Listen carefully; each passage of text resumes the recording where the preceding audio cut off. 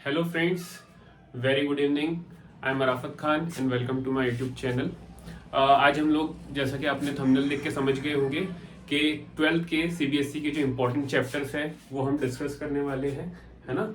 Specially जब आपका exam बहुत सामने है, आप नवंबर में पढ़ना स्टार्ट कर रहे हैं, सो ये बहुत इंपॉर्टेंट हो जाता है कि हमने कौन से चैप्टर्स पे ज़्यादा फोकस करना है। ठीक है, तो देखते हैं कि कौन से ऐसे चैप्टर्स हैं जिनको हम पढ़ लेने से हमारी जो स्कोर है वो बोर्ड में अच्छा खासा हम लोग कवर कर सके। तो स्टार्ट करते हैं, एक एक चीज समझेंगे। सबसे पहले सीबीएसई का जो पैटर्न है कि वह चैप्टर वाइज डिस्ट्रीब्यूशन नहीं होता, यूनिट वाइज होता है। तो देखेंगे कौन सा यूनिट सबसे इंपॉर्टेंट है, उसके बाद कौन से यूनिट में से आपको कौन से चैप्टर पढ़ना है और कौन से चैप्टर में आपको कौन सी एक्सरसाइज पढ़ना है और उस एक्सरसाइज में से कितने टाइप के क्वेश्चन आपको कर लेने हैं, है ना। सो एकदम माइन्यूट लेवल पे स्ट्रेटेजी रेडी करेंगे सो दैट अगर आप अभी भी पढ़ना स्टार्ट करते हो तो अभी से लेके आपका जैन तक सारा कंप्लीट हो जाए, फैब में आप अच्छी सी प्रैक्टिस कर लो और फिर एग्जाम लेके आप अच्छा स्कोर कर सको। ठीक है, तो सबसे पहले सीबीएसई का सिलेबस समझते हैं। सीबीएसई का जो सिलेबस होता है वो यूनिट वाइज होता है। तो सबसे वेटेज वाला जो यूनिट है हमारे पास वो है कैलकुलस। कैलकुलस का वेटेज कितना हो जाता है? 35 मार्क्स। ठीक है, अब इसके अंदर जो सबसे पहले चैप्टर हमने पढ़ना है वो कौन सा है? Continuity and differentiability. इस चैप्टर के अंदर टोटल नंबर ऑफ एक्सरसाइज जो है हमारे पास 7 है। ठीक है, तो सबसे पहले ये समझो कि सबसे जो हाईएस्ट वेटेज वाला यूनिट है वो कैलकुलस है। इस यूनिट को आपको करना ही है। ठीक है, तो यहाँ से पूरा यूनिट करने के बाद कितने मार्क्स मिलेंगे आपको? 35। तो अब इसके बाद आप ये देखो कि इस यूनिट में जो फर्स्ट चैप्टर है वो कौन सा है? Continuity and differentiability. ये कंपलसरीली कर लो क्योंकि 80 में से अगर आप 35 मार्क्स का ये यूनिट कर ले रहे हो और इसके साथ फिर आगे हम लोग देखेंगे कि कौन से ऐसे यूनिट के चैप्टर है वो कर लो तो आपके इजीली 60 मार्क्स तो हो जाएंगे। ठीक है, सो ये यूनिट तो कंपलसरीली करो। इसके अंदर जो फर्स्ट चैप्टर है वो है continuity and differentiability. Total exercise कितनी है इसमें? 7। फर्स्ट एक्सरसाइज जो है वो है 5.1। तो इस 5.1 में आपको जो करना है, सबसे पहले जो टाइप के क्वेश्चन करना है वो find the value of constant. Find the value of constant if the function is continuous. अगर आपको फंक्शन कंटिन्यूअस दिया है तो आप क्या करो? कांस्टेंट की वैल्यू फाइंड करो। अब कांस्टेंट वहां पे के भी हो सकता है, कांस्टेंट वहां पे लैम्डा भी हो सकता है, कांस्टेंट वहां पे ए बी सी कुछ भी हो सकता है। ठीक है, सो ये टाइप के जो क्वेश्चन आएंगे एक्सरसाइज 5.1 में से, ये आपको सबसे पहले रेडी रख लेना है कि आपको जहां के की वैल्यू या लैम्डा की वैल्यू या फिर ए बी सी डी किसी की भी वैल्यू फाइंड करने के लिए बोले तो आप लोग क्या कर सको, ये वाले टाइप के क्वेश्चन इजीली सॉल्व कर सको। ठीक है, तो ये है एक टाइप के क्वेश्चन। इसी में दूसरा टाइप जो आता है वो आता है discuss the discontinuity. Discuss the discontinuity. ठीक है, तो ये दो टाइप के क्वेश्चन आपके पास ऐसे हैं जो आपको 5.1 में से करने हैं। पहले तो कांस्टेंट की वैल्यू फाइंड करना when the function is continuous, और दूसरा फंक्शन की डिसकंटिन्यूटी डिस्कस करना। डिसकंटिन्यूटी डिस्कस करने का वही मीनिंग है कि आप वो पॉइंट फाइंड करके निकालो जिसपे फंक्शन कंटिन्यूअस नहीं होगा। ठीक है, तो ऑब्वियसली वो 2-3 टाइप के क्वेश्चन होते हैं। Equal to not equal to एक टाइप हो गया, लेस देन ग्रेटर देन एक टाइप हो गया, है ना। तो ऐसे टाइप के क्वेश्चन रहते हैं, उसमें आप पॉइंट्स वाले जो रहते हैं उस पर आप चेक कर लेते हो कि फंक्शन कहाँ पे डिसकंटिन्यूअस होगा। तो ये था 5.1 में। आपके सामने दो टाइप रहेंगे जो आपको करना ही करना है, इसके अलावा भले ही आप कुछ मत करो, लेकिन इतना तो श्योर कर लो। किससे? एक्सरसाइज 5.1 से। ठीक है, अब देखते हैं एक्सरसाइज नंबर 5.2। तो एक्सरसाइज नंबर 5.2 जो बेस्ड है वो किसके ऊपर है? वो है डिफरेंशियबिलिटी ऑफ कंपोजिट फंक्शन। तो ऐसे टाइप के क्वेश्चन आपको एग्जाम में 2 मार्क्स के लिए पूछे जा सकते हैं। ठीक है, एक्सरसाइज 5.2 डिफरेंशियबिलिटी पे बेस्ड है और इसमें कौन से टाइप के क्वेश्चन है? इसमें जो क्वेश्चन आते हैं वो find the derivative of the function when the function is composite. ठीक है, तो ये टाइप की भी कर लो क्योंकि ये एक्सरसाइज के सारे क्वेश्चन इसलिए काम के हैं बिकॉज आपको डिफरेंशिएशन के लिए अगर कभी 2 मार्क्स का क्वेश्चन आता है तो वो इस एक्सरसाइज से आ सकता है। देखो एक बार मैं आपको बुक बता देता हूँ। न्यू वाली जो बुक है वो ये है, आपकी पार्ट 1 है ये। ठीक है, और इसमें से काफी चीजें उन लोगों ने रिड्यूस किया है। समटाइम्स यहाँ पे ऐसा हो गया है कि बताऊंगा मैं आगे वीडियो में कि कुछ कुछ चीजें ऐसी भी डिलीट कर दी जिसको मेंशन नहीं किए बट उस सिलेबस में है, तो वो हम सारा कवर करके चलेंगे कि आपको भले ही यहाँ पे बुक में मेंशन नहीं किया है बट आपको वो रेडी करके रखना है। ठीक है, तो ये इसमें चैप्टर है कंटिन्यूटी डिफरेंशिएबिलिटी का। इसमें हमने पहले फर्स्ट एक्सरसाइज जो थी वो कंटिन्यूटी के ऊपर थी जो हमने बता दी। सेकंड आता है यहाँ पे 5.2, 5.2 से भी कंपोजिट फंक्शन का करना है। 5.3 में देखो 5.3 भी आप कर लो बिकॉज इजी एक्सरसाइज है, तो उसको छोड़ना भी एफोर्ड नहीं करना है हमें। ठीक है, बहुत इजीली डिफरेंशिएट हो जाते हैं वहां के क्वेश्चन, और उसमें इनवर्स ट्रिग्नोमेट्रिक का टॉपिक है। 5.3 में दो टाइप के क्वेश्चन है, एक तो इम्प्लिसिट फंक्शन के ऊपर आते हैं वहां से क्वेश्चन, और दूसरा जो आते हैं वो आते हैं इनवर्स ट्रिग्नोमेट्री के सब्स्टिट्यूशन पे। तो दोनों ही इजी है, तो इसको छोड़ना आपको सही नहीं रहेगा मेरे हिसाब से। तो ये वाले क्वेश्चन भी आप कर लो एक्सरसाइज 5.3 से। फिर अगर हम लोग आगे बढ़ते हैं 5.4 पे, 5.4 पे अगर हम लोग आगे बढ़ते हैं तो उसमें देखो 5.4 में, हाँ ये एक्सरसाइज को भी आप पूरी कंप्लीट करो। एक्सरसाइज 5.4 ये एक्सरसाइज को भी आप लोग पूरी कर लो। इससे भी कोई भी क्वेश्चन आप छोड़ो मत, क्योंकि बहुत इजी क्वेश्चन है डिफरेंशिएट वाला। वहां से जो लॉगरिथमिक और एक्सपोनेंशियल के क्वेश्चन है वो इवन एग्जाम में आए भी है। ठीक है, तो ये एक्सरसाइजेस को तो छोड़ो ही मत आप। उसके बाद अगर हम डेरिवेटिव में आगे बढ़े, हाँ तो 5.5 आती है। वहां से भी आपको जो क्वेश्चन करना है क्वेश्चन नंबर 1 से लेके क्वेश्चन नंबर 15 तक तो करना है। 5.5 में आपको जो क्वेश्चन करने हैं फर्स्ट क्वेश्चन से लेके क्वेश्चन 15 तक तो कर लेना है, बिकॉज 15 तक जो क्वेश्चन है वो 3 मार्क्स 5 मार्क्स में आते रहते हैं, क्योंकि ऑब्वियसली वो लेंदी क्वेश्चन होते हैं। समटाइम्स आपको यू भी कंसिडर करके चलना पड़ता है, समटाइम्स आपको दोनों साइड लॉगरिथम लेना पड़ता है। ठीक है, तो दोनों साइड लॉग लोगे आप तब सॉल्व करोगे तब भी लेंदी पड़ता है, यू भी कंसिडर करोगे लॉग लोगे उसको सॉल्व करोगे तब भी वो लेंदी पड़ता है। तो ऐसे टाइप के क्वेश्चन एग्जाम में 3 to 5 मार्क्स के लिए आएंगे। 3 मार्क्स के लिए भी आ सकता है, 5 मार्क्स के लिए भी आ सकता है। तो 5.5 हमने पूरी करनी है। फिर आ जाते हैं 5.6 पे, उतनी इंपॉर्टेंट नहीं है 5.6। ठीक है, तो जो चीजें इंपॉर्टेंट नहीं है पूरे चैप्टर में उसको आप लास्ट के लिए रखना।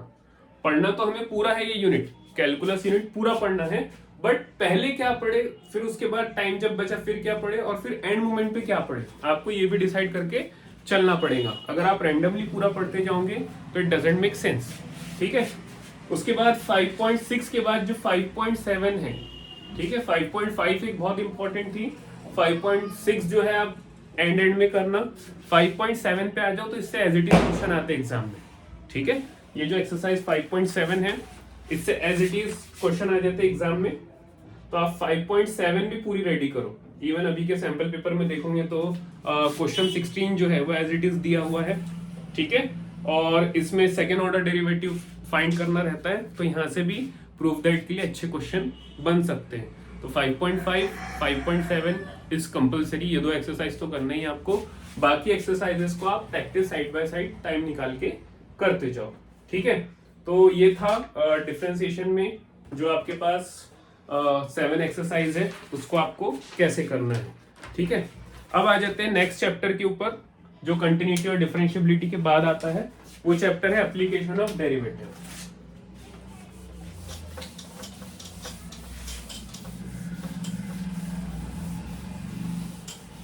Application of derivative second chapter, जिसे शॉर्ट में बोलते हैं हम लोग एओडी। एओडी चैप्टर में टोटल हमारे सामने 3 एक्सरसाइजेस है। टोटल कितने एक्सरसाइजेस चैप्टर में? 3। एओडी बोला जाता है इसे। फर्स्ट एक्सरसाइज देखो आपको पूरी करनी है, एक्सरसाइज 6.1 ये पूरी करनी है आपको। और इसमें से स्पेशली जो वर्ड प्रॉब्लम है उस पर ध्यान देना, क्योंकि ये चैप्टर जो है एओडी इसको इसलिए रखा गया है कि वो वर्ड प्रॉब्लम अच्छे पूछ सके। एक तो वर्ड प्रॉब्लम वो यहाँ से पूछेंगे, दूसरा वो अलजेब्रा में मैट्रिसेस से पूछेंगे। ठीक है, तो यहाँ से वर्ड प्रॉब्लम पूछने का उनके पास ऑप्शन अच्छा बच जाता है, तो बेटर है कि यहाँ से 6.1 से आप वर्ड प्रॉब्लम को स्ट्रॉन्ग कर लो। उसके बाद आ जाओ 6.2 पे, ये तो इंपॉर्टेंट है, हाँ ये करना ही है आपको, श्योर एक्सरसाइज एकदम। उसके बाद आ जाओ 6.2 पे, एक्सरसाइज 6.2। तो इस एक्सरसाइज में इंक्रीजिंग डिक्रीजिंग जो इंटरवल पे क्वेश्चन आते हैं वो करो सबसे पहले। कौन से वाले? इंक्रीजिंग और साथ में डिक्रीजिंग। ये कहां पे? जो इंटरवल पे आते हैं आपको वो करने, ठीक है। इसके बाद ये भी एक्सरसाइज इंपॉर्टेंट है, ये सारे कंपलसरी क्वेश्चन ये आते ही रहते, इंक्रीजिंग डिक्रीजिंग के 2 मार्क्स में आपको दिखेंगे। उसके बाद आ जाओ 6.3 पे, जो इस चैप्टर की लास्ट एक्सरसाइज है, एक्सरसाइज 6.3।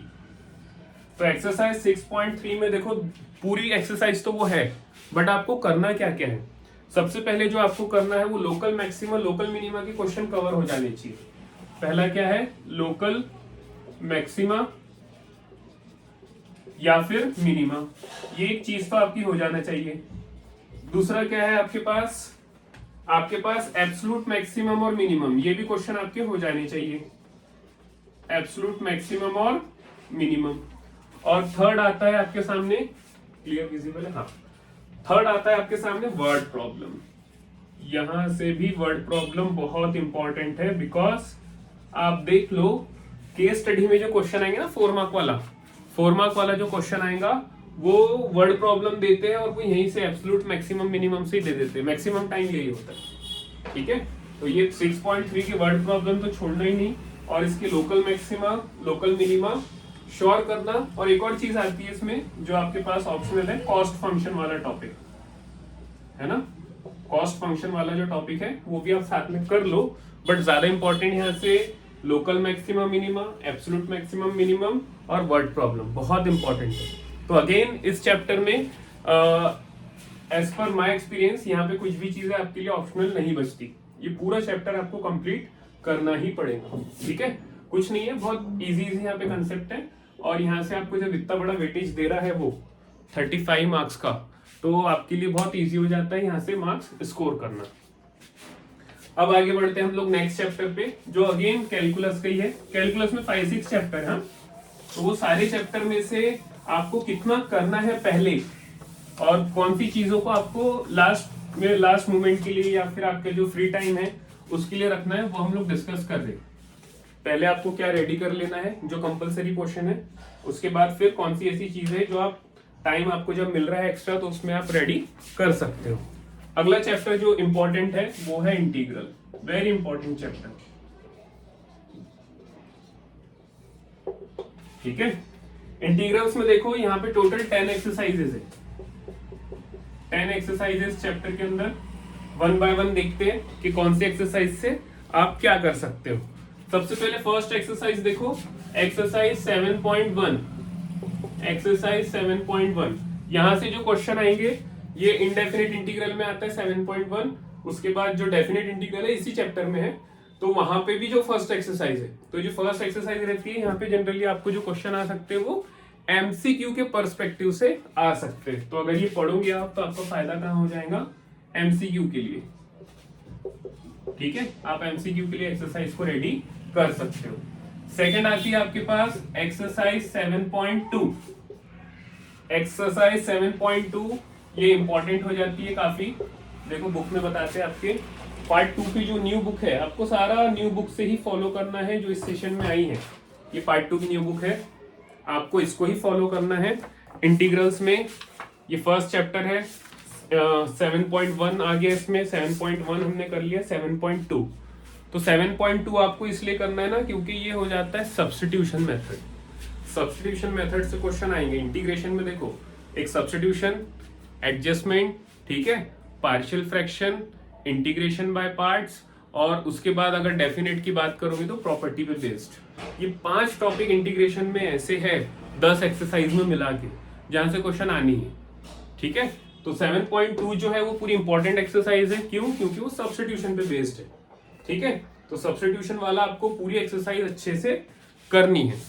आगे बढ़ेंगे हम लोग 7.3 पे। तो ये एडजस्टमेंट वाला है, जिसके ट्रिग्नोमेट्री के फॉर्मूले अच्छे हो, स्ट्रांग हो, वो 7.3 इजीली कर लेगा, ठीक है। तो 7.3 जो एक्सरसाइज है ये भी सारी कंप्लीट करनी है हमको एग्जाम के पर्सपेक्टिव से, क्योंकि अगेन ये एक इंपॉर्टेंट एक्सरसाइज हो जाती है। फिर आगे बढ़ते हैं हम लोग 7.4 पे। 7.4 भी कर लो, है ना। यहाँ से भी क्वेश्चन 3 मार्क्स के लिए तो बन ही सकता है, बट इसको थोड़ा बाद में करना, क्योंकि यहाँ से ज्यादा उन लोग कहाँ से देंगे आपको क्वेश्चन, बाय पार्ट से देंगे, एडजस्टमेंट करने वाले पे देंगे, जो ट्रिग्नोमेट्री पे एडजस्टमेंट होता है, सब्स्टिट्यूशन पे देंगे, है ना, स्टैंडर्ड फॉर्मूले पे, क्योंकि स्ट्रेट फॉरवर्ड क्वेश्चन सॉल्व हो जाता है, तो एकदम डायरेक्ट तो वो नहीं देते, लेकिन अगर कभी देना है तो 2-3 मार्क्स में लोग डाल सकते हैं। बट इसके बाद की जो एक्सरसाइज है 7.5, वेरी वेरी वेरी इंपॉर्टेंट। 7.5 जो है exercise based on partial fraction, exercise 7.5, ये जो है इसमें सारे पार्शियल फ्रैक्शन के क्वेश्चन है, तो ये तो वो डालते ही है। 7.5 के जो क्वेश्चंस है पार्शियल फ्रैक्शन के, ये तो एग्जाम में आते ही है। और 7.6 अगेन मोस्ट इंपॉर्टेंट एक्सरसाइज, क्योंकि क्या हो जाता है 7.6 बाय पार्ट्स पे, तो ये ऐसे मेजर टॉपिक है जो आपको छोड़ने का दिमाग में लाना भी नहीं है कि इनको स्किप कर देता हूँ, इनको लीव कर देता हूँ, ऐसा नहीं करना है। एक्सरसाइज 7.5 के बाद 7.6 by parts, integration by parts, ठीक है। तो ये एक्सरसाइज कंप्लीट करो सारी। उसके बाद जो आती है हमारे पास 7.7, अगेन उतनी ज्यादा इंपॉर्टेंट नहीं है, क्योंकि वो स्ट्रेट फॉरवर्ड बच्चे देख के समझ जाते हैं कि फॉर्मूले पे है, फॉर्मूले लर्न रहते हैं, उसको सॉल्व कर लेते हैं, तो इनके चांसेस कम हो जाते हैं थोड़े।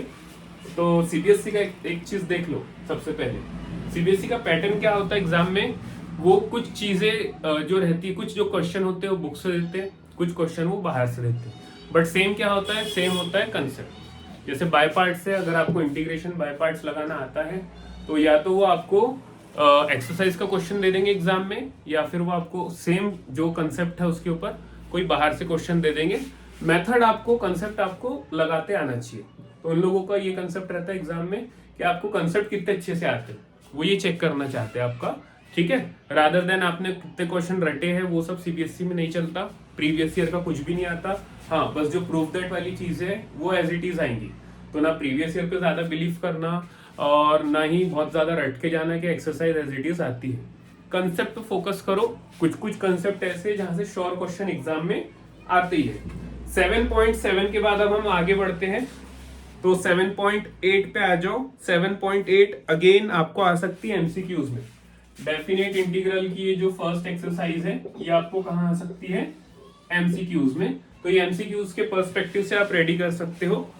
और 7.9 सब्स्टिट्यूशन है, जो सब्स्टिट्यूशन वाली तो हमने 7.2 किया था, उसी की जैसे 7.9 है, बस वहां पे हम लिमिट नहीं लिखते थे, लिमिट नहीं लगाते थे, यहाँ पे हमें लिमिट लगाना है। और इनडेफिनिट और डेफिनेट इंटीग्रल का डिफरेंस तो आपको पता ही है। इनडेफिनेट इंटीग्रल में कांस्टेंट ऑफ इंटीग्रेशन लिखा जाता है, डेफिनेट इंटीग्रल में कांस्टेंट ऑफ इंटीग्रेशन नहीं होता। डेफिनेट इंटीग्रल एक वैल्यू होती है, इनडेफिनेट इंटीग्रल एक फंक्शन होता है, ठीक है। तो ऐसे बेसिक डिफरेंस जो है उसको देखते हुए याद रखना है।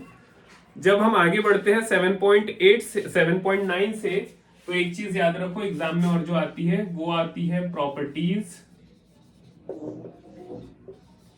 Of definite integral. 8 प्रॉपर्टी है ये, ठीक है, ये 8 प्रॉपर्टी है जो एग्जाम में पूछी जाती है, ठीक है। इसमें से कुछ कुछ प्रॉपर्टीज को क्या कर देता है, जैसे 5 मार्क्स में डालना है क्वेश्चन, तो 3 मार्क्स के लिए प्रॉपर्टी दे देगा, 2 मार्क्स के लिए उस प्रॉपर्टी से जो सॉल्व होते हैं क्वेश्चन उस टाइप के क्वेश्चन दे देगा, तो ऐसे 5 मार्क का क्वेश्चन बनता है।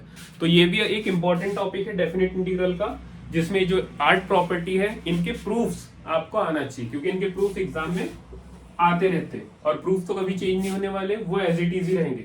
तो बेनिफिट क्या हो जाता है, जो आपने बुक में है वैसे ही लिखा सेम, तो आपको फुल मार्क्स मिलते हैं, ठीक है। तो ये है डेफिनेट इंटीग्रल की प्रॉपर्टी। इसके बाद जैसी प्रॉपर्टी खत्म होती है, प्रॉपर्टी पे बेस्ड क्वेश्चन है। तो ऑब्वियसली जब प्रॉपर्टी पे आ रहा है क्वेश्चन, मतलब प्रॉपर्टी प्रूफ करने के लिए आ रहा है, तो उस पर क्वेश्चन आएगा, तो वो एक्सरसाइज भी आपके लिए बहुत इंपॉर्टेंट हो जाती है। वो कौन सी एक्सरसाइज है देखो, 7.10। तो वो 7.10 है जो आपके लिए अगेन वेरी इंपॉर्टेंट एक्सरसाइज, ये आपको करना ही है, ठीक है।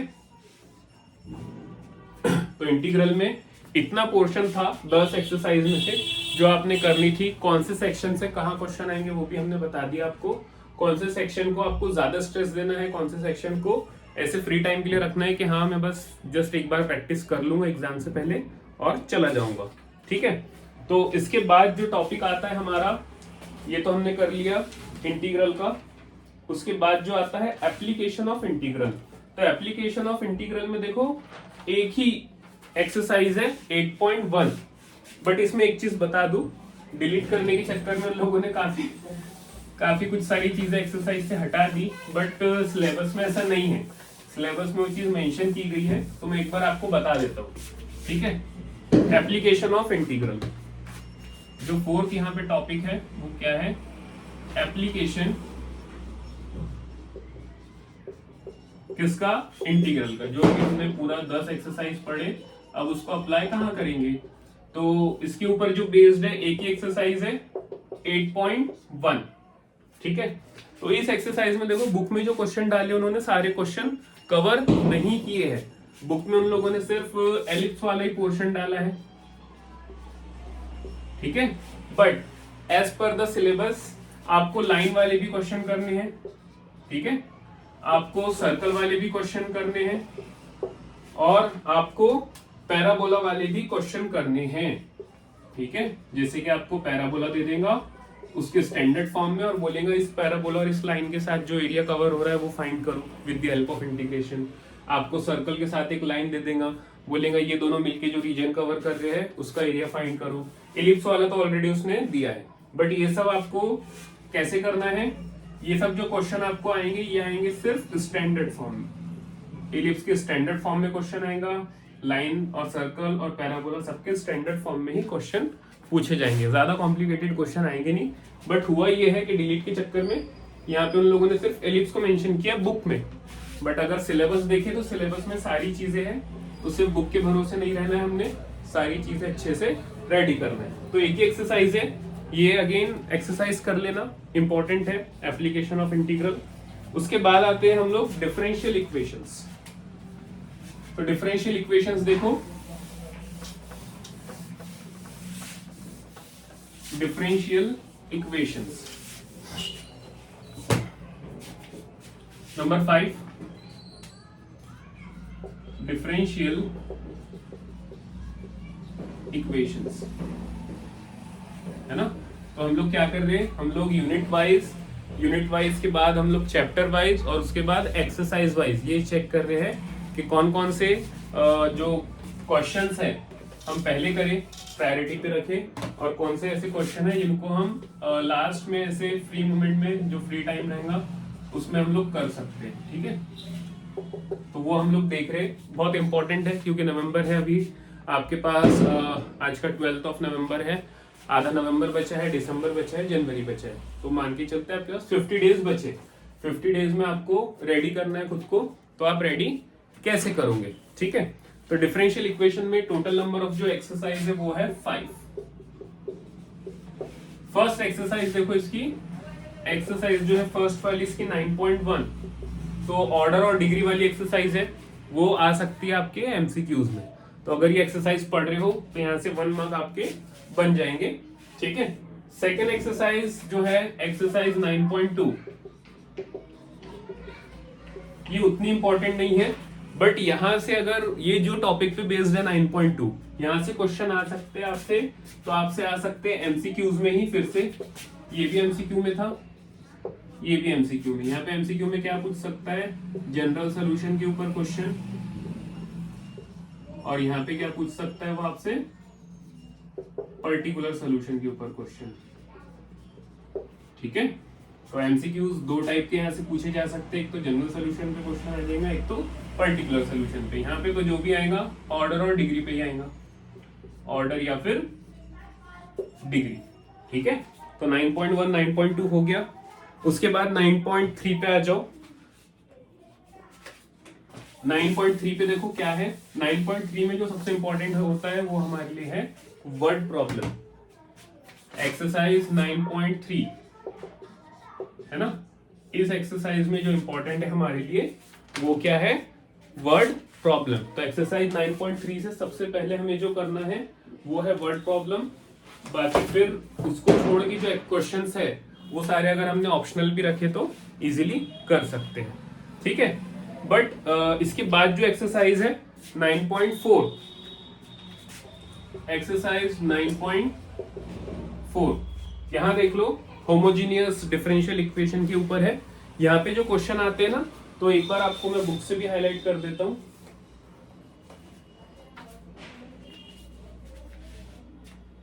नाइन पॉइंट फोर, हाँ, तो इसमें देखो बुक से जो क्वेश्चन आते हैं, तो उसमें क्वेश्चन नंबर 1 to 10 में जो बोला है उसने होमोजीनियस है कि नहीं वेरीफाई करो, उसके बाद सॉल्व करो। तो ऐसा कुछ क्वेश्चन एग्जाम में अभी तक तो आया नहीं है। क्वेश्चन एग्जाम में कैसे आते हैं, एग्जाम में ये क्वेश्चन आता है solve the differential equation, find the particular solution of the differential equation, find the general solution of the differential equation. ठीक है, तो एक्सरसाइज में वो दिया तो है, और प्रैक्टिस के लिए आप होमोजीनियस को कैसा चेक कर सकते हो, f of lambda x into comma lambda y is equal to lambda times f of x y, ये कंडीशन होती है होमोजीनियस की। तो आप उसको हर क्वेश्चन में स्टार्टिंग के 10 क्वेश्चन में करके सॉल्व तो कर सकते हो, बट एग्जाम में जो क्वेश्चन आते हैं वो कैसे क्वेश्चन आएंगे आपके, find the solve the differential equation एक हो गया, दूसरा find the particular solution of the differential equation, उसके बाद तीसरा टाइप क्या आ सकता है, find the general solution of the differential equation. Question यही रहेंगे, बट जो ऊपर उसने मेंशन किया है बुक में कि आप पहले वेरीफाई करो होमोजीनियस है कि नहीं, तो ऐसा तो नहीं रहता। ठीक है, अब अगर वो दे दे तो आप तो वैसे पढ़ के और प्रैक्टिस करके जाओगे, लेकिन अभी तक तो ऐसा सच कुछ हुआ नहीं है। क्वेश्चन जो आते हैं वो सॉल्व के ऊपर ही आते हैं, है ना। क्वेश्चन इंपॉर्टेंट है, वो सारे क्वेश्चन आप सॉल्व करो, जनरल सोल्यूशन फाइंड करो, पर्टिकुलर सोल्यूशन फाइंड करो। उसके नीचे भी देखो 11 to जो 16 तक दिया, 15 तक जो दिया है वहां पे पर्टिकुलर सोल्यूशन के ऊपर क्वेश्चन है, तो वो भी अच्छे से प्रिपेयर करो। बट एग्जाम में जो क्वेश्चन का फैशन होता है पूछने का, वो हमने आपको बता दिया कि क्वेश्चन किस टाइप से पूछता है वो। तो 9.4 में थोड़ा सा इस चीज को मार्क कर लेना। फिर आती है exercise 9.5, very important exercise. Exercise 9.5 very very important, linear differential equation के ऊपर है। पूरी एक्सरसाइज करके जाना। यहाँ पे आपको दो टाइप की लीनियर डिफरेंशियल इक्वेशन होती है, दोनों के ऊपर क्वेश्चन पूछ सकता है, सॉल्व करके पूछेगा, पर्टिकुलर जनरल सोल्यूशन पे ही पूछेगा। एक चीज यहाँ पे और आती है आईएफ के ऊपर, वो इंटीग्रेटिंग फैक्टर पूछ सकता है आपसे, कोई दे देगा आपको और बोलेंगे इंटीग्रेटिंग फैक्टर क्या है बताओ। ठीक है, ये इंटीग्रेटिंग फैक्टर फाइंड करो, तो 1 मार्क या फिर 2 मार्क में वो डाल सकता है। तो ये था आपका डिफरेंशियल इक्वेशन का चैप्टर। कौन सी चीज को कैसे पढ़ना है ये हमने बताया आपको। इसके बाद देखो नेक्स्ट हम जो देखने वाले हैं यूनिट, वो देखने वाले हैं अलजेब्रा। ये हमारा कैलकुलस यूनिट पूरा कंप्लीट हो गया। कौन सी एक्सरसाइज को कैसे प्रिपेयर करना वो हमने देख लिया। अब जाते हैं हम लोग अलजेब्रा यूनिट पे। तो अलजेब्रा यूनिट का जो वेटेज है एग्जाम में, वो वेटेज जो है 10 मार्क्स का है। कैलकुलस 35 का था। अब आ जाते हैं यूनिट, नेक्स्ट यूनिट के ऊपर, उसका वेटेज भी चेंज हो जाएगा यहाँ से।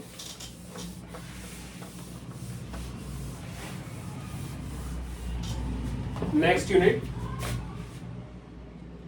एक यूनिट देख लिया, अब दूसरा यूनिट देखो अलजेब्रा। अलजेब्रा का जो वेटेज है एग्जाम में 10 मार्क्स का है। तो 35 कैलकुलस के हो गए, 10 हो गए अलजेब्रा के, तो 45 मार्क्स का हम लोग रेडी कर रहे हैं ऑलरेडी। आगे हम लोग और देखेंगे कि कौन कौन से चैप्टर्स के कौन सी यूनिट के कौन से चैप्टर्स हमने करना है। तो अलजेब्रा में देखो सबसे पहले आता है matrices, very easy chapter. Again यहाँ पे 12th में एक चीज अच्छी है सीबीएसई में कि कोई भी चैप्टर को ऐसे टफ नहीं रखा गया। ठीक है, सारे चैप्टर अंडरस्टैंडिंग पे है, तो वो इजीली बन जाते हैं। यहाँ पे आती है 3 एक्सरसाइज। ठीक है, तो फर्स्ट एक्सरसाइज जो है वो है एक्सरसाइज 3.1, एक्सरसाइज 3.1। ठीक है, तो यहां से जो क्वेश्चन बन सकते हैं आपके लिए वो बनेंगे 1 और 2 मार्क के क्वेश्चन। बेसिक जो मैट्रिक्स के होते हैं उसके ऊपर ही क्वेश्चन आते हैं यहाँ पे। तो ये एक्सरसाइज कर लेना, क्योंकि ऐसा कुछ है नहीं जो आप इस एक्सरसाइज में स्किप करो। उसके बाद आते हैं एक्सरसाइज 3.2 पे। 3.2 में देखो बुक में एक बार आपको हम बता देते हैं स्पेसिफिक कौन से क्वेश्चन से कौन से क्वेश्चन तक आपको पहले इग्नोर करना है। तो आपकी बुक है, हाँ 3.2। 3.2 में स्टार्टिंग के अगर आप फर्स्ट और सेकंड क्वेश्चन को ना भी करो पहले, वो तो बेसिक है बहुत ज्यादा, तो उनको ना भी करो तो कोई फर्क नहीं पड़ने वाला। क्वेश्चन 3 से लेके पूरा आपको लास्ट तक करना है, इंक्लूडिंग वर्ड प्रॉब्लम। क्वेश्चन 3 से लेके क्वेश्चन 20 तक is very very very important, क्योंकि multiplication of matrix first time रहता है, हम लोग कंफ्यूज होते हैं, तो वो जानबूझ के इसका क्वेश्चन डालते हैं। ठीक है, कि आपको मल्टीप्लीकेशन करना आ रहा है कि नहीं आ रहा है वो चेक करते हैं। तो मल्टीप्लीकेशन ऑफ टू मैट्रिक्स पे क्वेश्चन आता है। क्वेश्चन नंबर 7 देखो यहाँ पे एक्सरसाइज में, फाइंड एक्स एंड वाई, ऐसे वाले क्वेश्चन एग्जाम में आते हैं। ओके, फिर नीचे क्वेश्चन नंबर जो 12 है उसमें वैल्यूज फाइंड करने वाले जो क्वेश्चन है, इस टाइप के क्वेश्चन आते हैं। देन आप पेज टर्न करेंगे, पेज टर्न करने के बाद question 13, question 15, question 16 are very important, ऐसे वाले क्वेश्चन आएंगे एग्जाम में। देन 17 टाइप का भी आता है, और 19-20 जो वर्ड प्रॉब्लम है, वर्ड प्रॉब्लम भी आते हैं एग्जाम में मैट्रिसेस से। तो 3.2 बहुत इंपॉर्टेंट हो जाती है, बट कौन से क्वेश्चन को स्किप करना वो हमने आपको एक्सप्लेन कर दिया है। ठीक है, तो ये सारी चीजें हैं यहाँ पे आपने जो ध्यान में रखनी है। उसके बाद आ जाते हैं 3.3 पे, एक्सरसाइज 3.3। सो 3.3 पे क्वेश्चंस आप देखो सारे ट्रांसपोज की प्रैक्टिस के लिए तो कर सकते हो, स्टार्टिंग के क्वेश्चन। उसमें जो क्वेश्चन 5 है अच्छा क्वेश्चन है, वैसा भी कर सकते हो। उसके बाद जो क्वेश्चन 10 है उस टाइप के क्वेश्चन एग्जाम में आते हैं। Express the following matrix as a sum of symmetric and skew symmetric matrix. ठीक है, तो ये सारी चीजें एग्जाम के पर्सपेक्टिव से इंपॉर्टेंट है। तो 3 एक्सरसाइज इस चैप्टर में, तीनों करो। तीनों में से कौन कौन सी चीजों को आपको पहले करना है, प्रायोरिटी पे रखना है, वो हमने आपको एक्सप्लेन किया। अब आ जाते हैं इसी का नेक्स्ट चैप्टर अलजेब्रा का, विच इज डिटर्मिनेंट। ठीक है, तो डिटर्मिनेंट देखो एक बार, चैप्टर नंबर 2 डिटर्मिनेंट।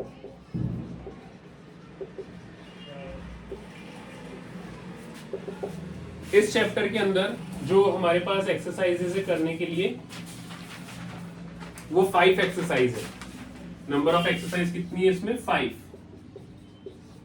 ठीक है, अब 5 एक्सरसाइज इसमें 5 है, और ये चैप्टर नंबर 4 है।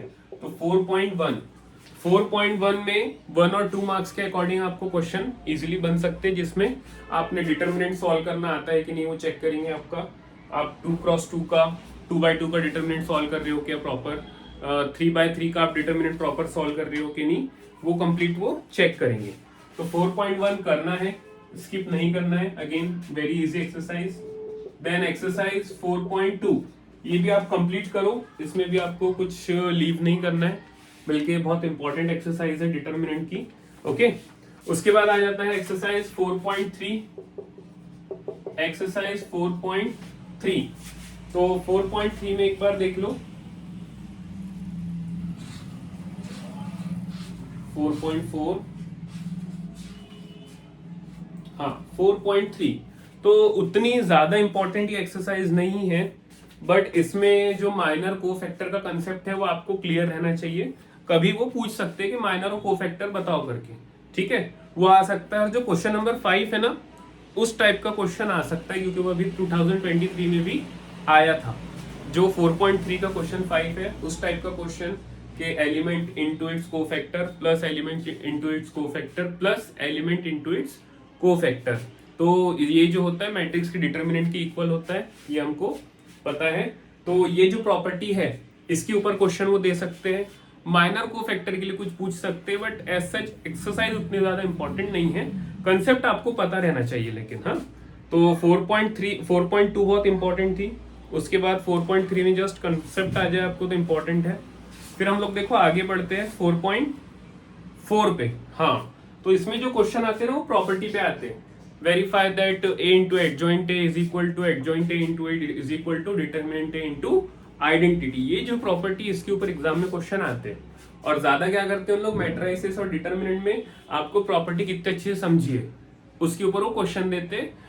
जो डायरेक्ट क्वेश्चन है वो थोड़ा कम देंगे, और ये प्रॉपर्टी पे क्वेश्चन थोड़े ज्यादा देते हैं। ठीक है, तो क्वेश्चन 1 में 4.4 में जो क्वेश्चन 1 क्वेश्चन 2 है, उसके बाद उसने कुछ मेंशन किया है कि 3-4 को आप प्रॉपर्टी के अकॉर्डिंग करो। तो वैसे डायरेक्ट तो नहीं आएंगे, बट आपको क्वेश्चन वो प्रॉपर्टी के ऊपर आएंगे, और वो प्रॉपर्टी को भी प्रूफ हमें करना है। तो अगेन ये एक्सरसाइज जो है बहुत इंपॉर्टेंट हो जाती है। इसके एमसीक्यूज जो है 17 और 18 उस टाइप के आपको कंसेप्ट भी आना चाहिए कि जो डिटर्मिनेंट होता है ए इनवर्स का वो किसके इक्वल होता है। इस टाइप के भी उन लोग क्वेश्चन पूछते रहते हैं एग्जाम में। ठीक है, फिर आते हैं 4.5 4.5 पे। तो 4.5 में देखो सॉल्व करके ऐसा क्वेश्चन ना बहुत कम देते हैं उन लोग। ये जो 4.4 में क्वेश्चन नंबर 1 से लेके 14 तक है, ये वाले क्वेश्चन ऐसे क्वेश्चन आएंगे बट चांसेस इनके कम है। क्वेश्चन कैसे आते हैं यहाँ से, क्वेश्चन नंबर 15 टाइप के आते हैं। और कुछ चीज इन लोगों ने हटा दी, यहाँ पे डायरेक्टली है नहीं वो, बट वो भी एग्जाम में आती है, जिसमें क्या रहता है, एक तो रो वाइज लिखते हैं मैट्रिक्स को और एक्स वाई जेड के साथ मल्टीप्लाई करते हैं। एक क्वेश्चन आता है जिसमें कॉलम वाइज लिखते हैं और एक्स वाई जेड के साथ मल्टीप्लाई करते हैं। ठीक है, बट हमें पता है कि ए और ए ट्रांसपोज का जो डिटर्मिनेंट है वो सेम है, तो हम वो कंसेप्ट लगा के उसको सॉल्व कर लेते हैं। बट वो यहाँ पे नहीं है, लेकिन हमें प्रिपेयर करना है। Again very important concept. तो बहुत सारी चीजें ऐसी है जो कंसेप्ट कुछ कुछ बुक में डिटेल में नहीं है, बट वो क्वेश्चन पूछते हैं। ठीक है, तो हम लोग जब भी प्रिपेयर कर रहे हैं तो इन सारी चीजों को हमें ध्यान में रखना है। ठीक है, तो ये है मैट्राइसिस और डिटर्मिनेंट के क्वेश्चन, जिससे आपके 10 मार्क्स हो जाएंगे। तो 35 + 10 45 का हमने देख लिया। अब इसके बाद हम लोग देखते हैं next unit which is vectors and 3D।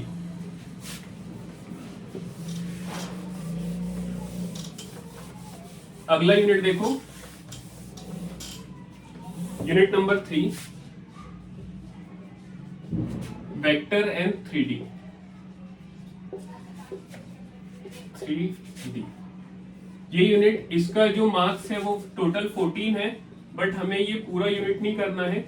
ठीक है, हम यहां से सिर्फ क्या करेंगे, वेक्टर अलजेब्रा ही करेंगे, वेक्टर अलजेब्रा। अब देखो दोनों यूनिट मिला के 14 मार्क्स थे, और दोनों यूनिट में क्या था, एक था वेक्टर अलजेब्रा, एक था लाइन और एक था प्लेन। बट अब प्लेन को इस बार उन लोगों ने हटा दिया, तो अब आपके पास 14 मार्क्स के लिए 2 ही चैप्टर बचे। एक बचा है आपके पास वेक्टर और दूसरा बचा है आपके पास लाइन। अब इसमें क्वेश्चन कैसे आते हैं एग्जाम में, एक्सरसाइज वाइज तो आप प्रिपेयर करोगे। अभी तक क्वेश्चन कैसे आते थे, वेक्टर के डायरेक्ट क्वेश्चन तो आते थे, बट वेक्टर को वो प्लेन के साथ मिला के पूछता था, वेक्टर को वो लाइन के साथ मिला के पूछता था। बट अब क्या हो गया, प्लेन हट गया, इस सेशन से प्लेन चैप्टर को उन्होंने हटा दिया। तो अब आपके पास वेक्टर और लाइन बचा। तो अब चांसेस क्या बढ़ गए कि वेक्टर के डायरेक्ट क्वेश्चन भी आएंगे एग्जाम में। ओके, अब यहाँ पे चांसेस क्या बढ़ चुके हैं कि ये चैप्टर को उन लोग ज्यादा वेटेज देंगे। तो ये चैप्टर में देखो आपको एक्सरसाइजेस तो जो भी होंगी, मैं एक्सरसाइज बता देता हूँ आपको। 4 एक्सरसाइजेस चैप्टर में है, 10.1, 10.2, 10.3, 10.4। 4 एक्सरसाइजेस तो इस चैप्टर में है। बट यहाँ पे जो फर्स्ट एक्सरसाइज है उतनी ज्यादा इंपॉर्टेंट नहीं है, वेरी बेसिक। 9 से आप वेक्टर पढ़ रहे हो तो आपको पता है कि कौन सी क्वांटिटी वेक्टर होती है, कौन सी स्केलर होती है। तो 10.1 ना ही करो तो ज्यादा अच्छा है। 10.2 देखो, 10.2 में एक्सरसाइज में क्या होता है, क्वेश्चन 6 के बाद, मतलब क्वेश्चन 7 से एक्सरसाइज 10.2, इस एक्सरसाइज में क्वेश्चन 6 के बाद से करना ज्यादा अच्छा है, क्योंकि वैसे टाइप के क्वेश्चन एग्जाम में आते हैं। ठीक है, 10.2 के बाद से find the unit vector in the direction of that vector, find the direction ratios, find the direction cosines. Okay, ये टाइप के जो क्वेश्चंस आते हैं वो सारे आपको एग्जाम में देखने मिल सकते हैं। तो 10.2 में कहां से करना है आपको, क्वेश्चन 6 के बाद से। ऐसा नहीं इसके पहले का नहीं पढ़ना है, बट वो सारी चीजों को ऐसे टाइम के लिए रखना है कि जो हमारे पास फ्री टाइम मिलता है कभी, तो हम उसमें वो करके एक बार जस्ट देख के चले जाए। प्रायोरिटी पे ये सारी चीजें रखना है। 10.3 पे आ जाओ, तो डॉट प्रोडक्ट के ऊपर है, स्केलर प्रोडक्ट पे वेरी इंपॉर्टेंट एक्सरसाइज, छोड़ने का सोचना भी मत। इस एक्सरसाइज को स्किप करने का सोचना भी मत, बिकॉज डॉट प्रोडक्ट अब इसलिए इंपॉर्टेंट हो गया क्योंकि प्लेन हट गया है। तो इस एक्सरसाइज को आपको अच्छे से करके जाना है। पूरी एक्सरसाइज पे वेरी इंपॉर्टेंट मार्क कर दो। ठीक है, उसके बाद आती है 10.4, अगेन वेरी इंपॉर्टेंट, ये क्रॉस प्रोडक्ट के ऊपर है और प्रोजेक्शन के ऊपर है। 10.4 में 2 चीजें हैं, एक तो क्रॉस प्रोडक्ट, ठीक है, जिसे वेक्टर प्रोडक्ट बोलते हैं, और एक है प्रोजेक्शन। तो ये दोनों एक्सरसाइज बहुत इंपॉर्टेंट है। यहाँ पे कोई भी क्वेश्चन को स्किप हमें नहीं करना है। ठीक है, तो यहाँ पे अल्टीमेटली देखा जाए तो हमें 2.5 एक्सरसाइज ही अच्छे से करना है, बाकी तो सब ऐसे बेसिक ही है। तो ये हो गया वेक्टर।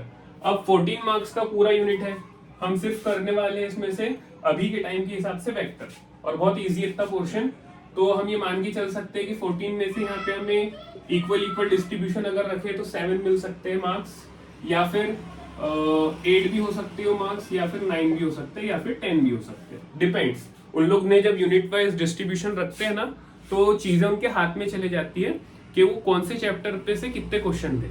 बट एक चीज नोट में ये लिखा जाता है नीचे कि कोई भी चैप्टर ऐसा नहीं होगा जिससे क्वेश्चन ना आए एग्जाम में।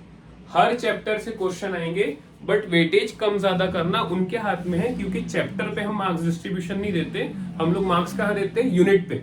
तो यूनिट में अब जैसे 5 चैप्टर आ रहे, 5 पे उन्होंने वेटेज 50 रखा है, तो उनके हाथ में एक चैप्टर पे 25 मार्क्स दे दे, है ना। बाकी जो 4 चैप्टर है उसको 25 में डिवाइड कर दे। तो इस चीज का तो कम ज्यादा हो सकता है, बट अगर हम 14 में से इक्वल डिस्ट्रीब्यूशन रखें तो 7 तो यहाँ पे हमारे पास आ जाएंगे, 8 भी आ सकते हैं, 9 भी आ सकते हैं, 10 भी आ सकते हैं। ठीक है, तो 45 हो गए थे और यहाँ से 7 लेके चले, तो 45 और 7 तो ये हो जाता है 52। तो 52 मार्क्स का हमने अभी तक देखा कैसे हमें रेडी करना है बोर्ड एग्जाम्स के लिए। अब आगे बढ़ते हैं हम लोग। नेक्स्ट हम लोग देखते हैं कौन सी यूनिट से करेंगे। नेक्स्ट यूनिट जो है हमारा वो है रिलेशन और फंक्शन। ठीक है, अच्छा, रिलेशन फंक्शन पे जाने से पहले एक और इजी सा यूनिट है, बहुत ही इजी है वो, जिसे हम लोग एलपीपी बोलते हैं, linear programming problem. LPP, linear programming problem. यहाँ से 5 मार्क्स के क्वेश्चंस आते हैं। ठीक है, बहुत इजी है, एक ही एक्सरसाइज है इसमें, एक्सरसाइज 12.1। एक्सरसाइज 12.1 सारी एक्सरसाइज कर लेना, कुछ कुछ क्वेश्चन तो उसके काफी इंपॉर्टेंट है, बट एक एक्सरसाइज है तो मैं रिकमेंड नहीं करूंगा कि यहाँ से आप कुछ भी स्किप करो। ग्राफ है, ग्राफ तो आपने 9-10 से पढ़ा हुआ रहता है, तो ग्राफ आपको आते हैं, लाइन ड्रॉ आपको करना आता है, बस इनइक्वलिटीज वाला जो कंसेप्ट है 11 का वो आपका यहाँ पे क्लियर रहे तो आपको यहाँ पे इजीली 5 मार्क्स मिल जाएंगे। और वो मिल ही जाते हैं क्योंकि इनइक्वलिटी हम लोग इजीली समझ जाते हैं 11-12 में आने के बाद, हमारे लिए कोई बहुत बड़ी चीज नहीं है। ठीक है, तो एक्सरसाइज एक ही है इसमें 12.1, वो रेडी कर लो, तो ये पूरे 5 मार्क्स यहाँ से हो जाएंगे। तो 52 प्लस 5 57 हो जाते हैं। अब आते हैं हम एक लास्ट यूनिट पे जो हम लोग इसके बाद करने वाले हैं, और वो यूनिट के बाद मुझे नहीं लगता कि अभी के टाइम के हिसाब से आपने और ज्यादा करना चाहिए, बिकॉज इसी में सफिशिएंट हो जाएगा। वो है रिलेशन और फंक्शन,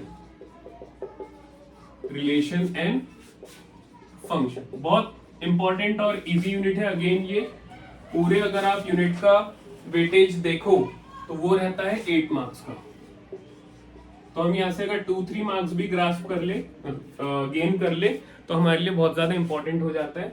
ठीक है, इसमें जो हम करने वाले हैं वो है inverse trigonometry, inverse trigonometric functions.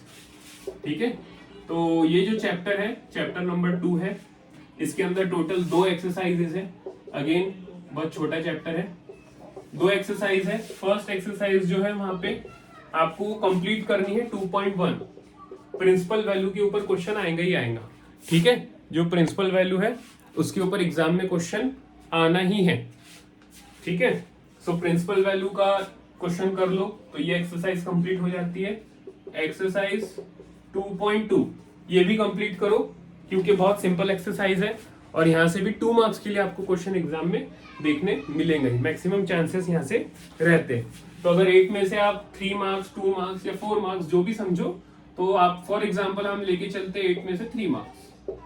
ठीक है, सो अभी तक हो गए थे 57 और हमने प्लस कर दिया 3, तो ये 60 मार्क्स आउट ऑफ 80 आपके रेडी हो गए।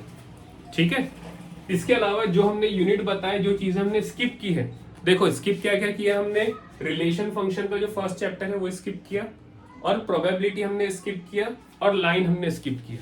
ठीक है, वो सारी चीजें हमने इसलिए की है क्योंकि अभी के टाइम के हिसाब से आपको वो नहीं करना चाहिए, बट स्टिल इतना कर लेने के बाद अगर आपको लग रहा है, जैसे हमने इसमें भी बताया कि टोटल नंबर ऑफ एक्सरसाइज ये है, ये एक्सरसाइज को पहले करो, ये एक्सरसाइज को बाद में करो, तो ये पूरा इतना रेडी करने के बाद अगर आप कॉन्फिडेंट हो, case study, assertion, reason practice करने के बाद अगर आप कॉन्फिडेंट हो, तो आप फिर वो स्किप किए हुए चैप्टर को कर सकते हो।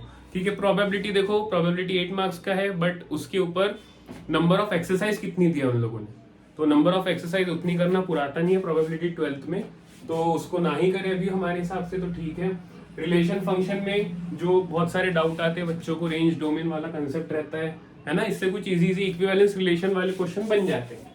बट वो कब करो आप, जब ये पूरा आपका 60 मार्क्स का अराउंड रेडी हो जाए, 60 मार्क्स अप्रोक्स आपके ये जो आने वाले हैं, इतना अगर रेडी हो जाता है उसके बाद ही करो, और केस स्टडी अच्छे से करो, क्योंकि केस स्टडी के जो क्वेश्चन है वो ऐसे पूछ लेते हैं उन लोग कि बच्चे कंफ्यूज हो जाते हैं, एकदम से पूरा पजल हो जाते हैं। एओडी के ऊपर पूछ सकते हैं उन लोग, है ना, एओडी के ज्यादा चांसेस रहते हैं। मैट्राइसिस के ऊपर पूछ सकते हैं उन लोग केस स्टडी के क्वेश्चन। तो ऐसे कुछ चैप्टर फिक्स है, बट बताया नहीं जा सकता कि यहीं से आएंगे, कहीं से भी आ सकते हैं क्वेश्चन। ओके, सो सारा रेडी करके रखो, एजर्शन रीजन एमसीक्यूज की प्रैक्टिस करो। इतना हो जाने के बाद अगर आपके पास टाइम बच रहा है तो फिर जो चैप्टर हमने स्किप किया है, आप लग रहा है अगर आपको, तो आप उसको भी कर सकते हो। इतना हो जाने के बाद अगर आपको कोई डाउट है तो आप कमेंट बॉक्स में पूछ सकते हो, ठीक है। कोई भी आपको डाउट आ रहा है कैसे प्रिपेयर करना, और अगर आप कंपार्टमेंट का एग्जाम दे रहे हो तो कंपार्टमेंट वालों के लिए भी सेम स्ट्रेटेजी यही रहेगी। अगर आप रेगुलर स्टूडेंट हो तो आपको तो ये करना ही है, बट अगर आप कंपार्टमेंट दे रहे हो, बहुत सारे बच्चों की क्वेरीज थी कि सर कंपार्टमेंट के लिए भी कैसा पढ़े, तो कंपार्टमेंट के लिए भी सेम ये स्ट्रेटेजी है जो आपने फॉलो करनी है, ठीक है। तो ये था आज की क्लास में हमने जो चैप्टर डिस्कस किए। नेक्स्ट वीडियो तक आप चैनल को लाइक, शेयर और सब्सक्राइब करो, ताकि हमारे जो न्यू वीडियोस है वो आपको मिलते रहे। Have a nice day to all of you.